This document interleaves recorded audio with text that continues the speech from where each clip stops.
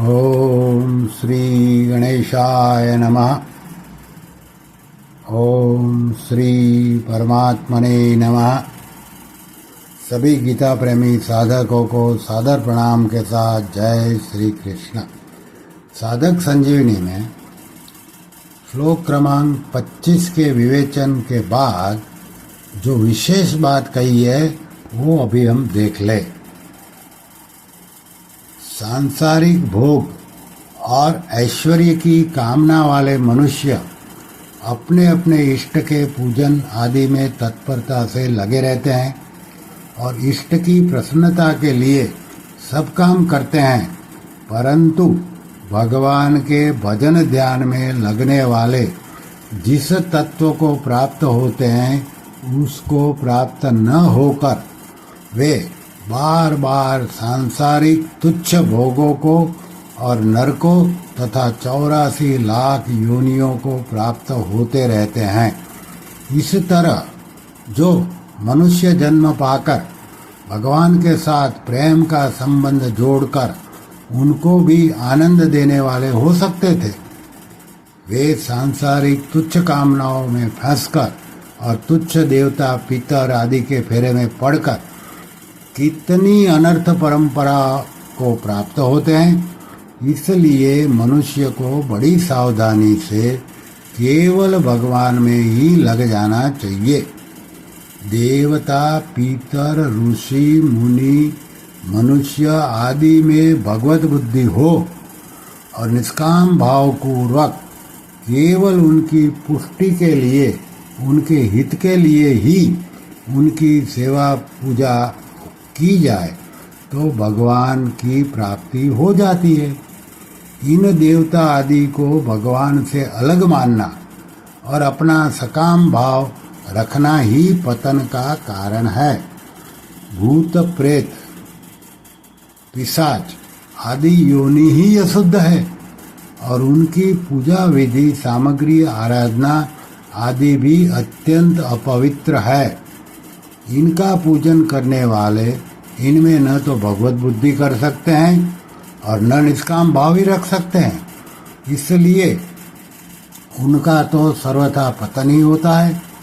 इस विषय में थोड़े वर्ष पहले की एक सच्ची घटना है। कोई कर्ण पिशाचिनी की उपासना करने वाला था। उसके पास कोई भी कुछ पूछने आता तो वह उसके बिना पूछे ही बता देता कि यह तुम्हारा प्रश्न है और यह उसका उत्तर है। इससे उसने बहुत रुपये कमाए। अब उस विद्या के चमत्कार को देखकर एक सज्जन उसके पीछे पड़ गए कि मेरे को भी यह विद्या सिखाओ, मैं भी इसको सीखना चाहता हूँ। तो उसने सरलता से कहा, यह विद्या चमत्कारी तो बहुत है पर वास्तविक हित कल्याण करने वाली नहीं है।